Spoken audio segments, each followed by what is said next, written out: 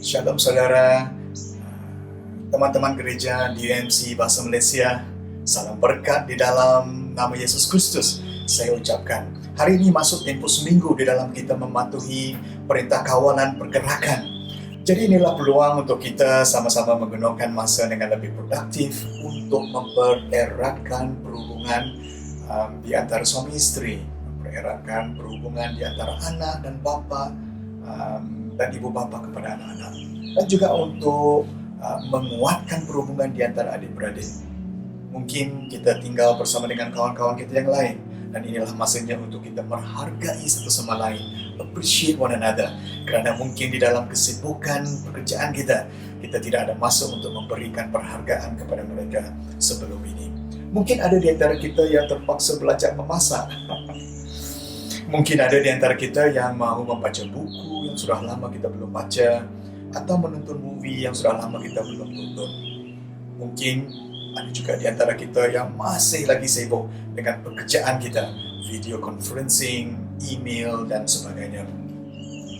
Persoalannya saudara, teman-teman sekalian, apakah tumpuan utama kita di dalam kita menghadapi cabaran COVID-19 yang belum pernah berlaku di dalam dunia ini? Seperti yang dikatakan dalam bahasa Inggris, pandemic that is unprecedented at global scale. Izinkan saya untuk memberikan sedikit waktu untuk kita sama-sama menghayati sedikit firman Tuhan untuk hari ini.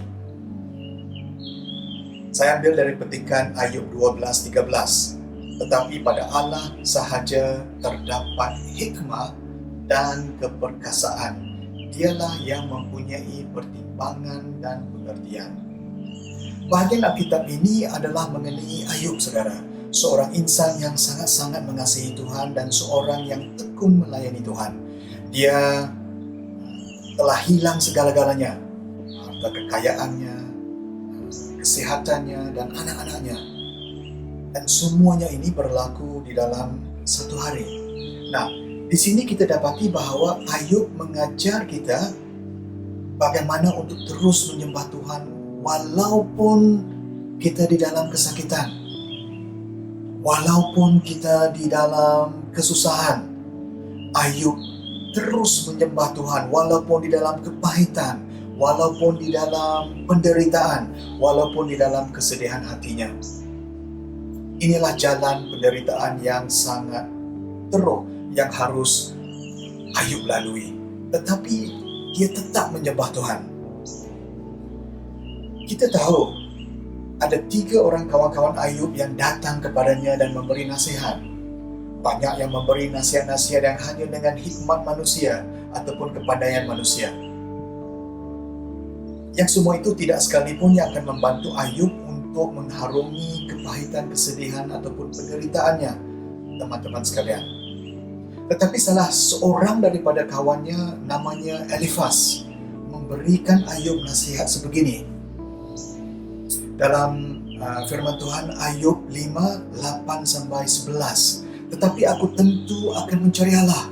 Kepada Allah akan kuserahkan perkaraku. Dia melakukan hal-hal besar yang tidak mampu kita cari. Hal-hal ajaib yang tidak terhingga jumlahnya. Wow. Dia menurunkan hujan ke permukaan bumi dan mengirimkan air ke permukaan padang. Dia menempatkan orang bawahan pada kedudukan yang tinggi dan orang yang berduka cita diangkat supaya selamat.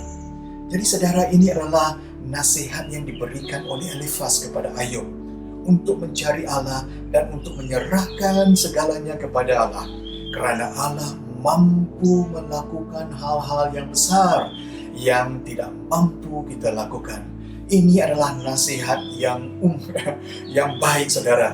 Inilah yang harus kita tangani apabila kita keliru, apabila kita marah, apabila kita di dalam keraguan, apabila kita di dalam penderitaan, apabila kita di dalam kepahitan, atau apabila kita di dalam situasi coronavirus ini, saudara. Kita tidak seharusnya lari jauh daripada Tuhan, tetapi kita seharusnya mencari Tuhan. Kita berpaling kepada Tuhan sebab hanya Tuhan sahaja yang mempunyai kuasa untuk menolong kita. Amin, saudara. Saya teringat ada satu ketika apabila Yesus mengajar orang ramai tentang roti kehidupan. Banyak orang ramai pada ketika itu menganggapkan ajaran Yesus sebagai satu ajaran yang keras, yang tidak boleh diterima. Mereka menolak Yesus dan mula beredar daripada tempat tersebut.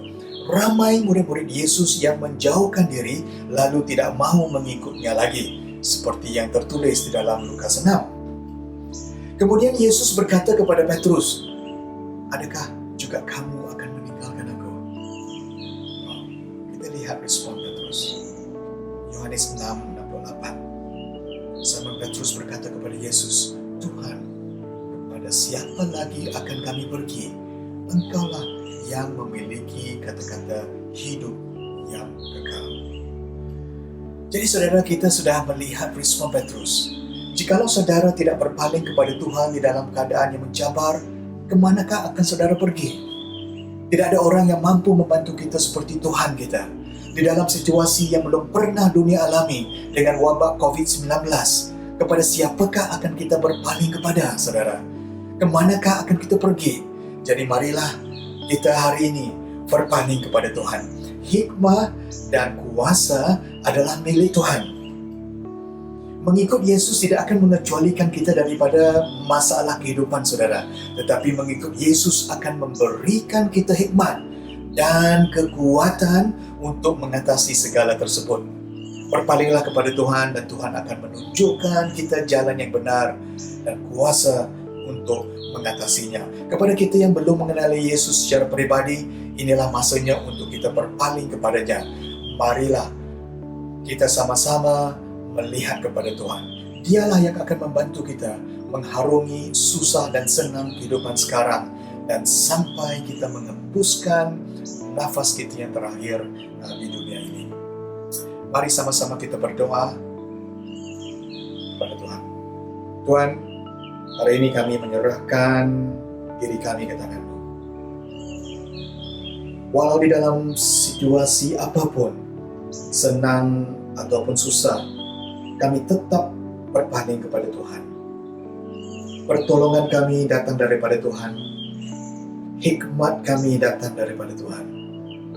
Kekuatan kami datang daripada Engkau dan Engkau sahaja, Bapa yang setia, yang mengasihi kami.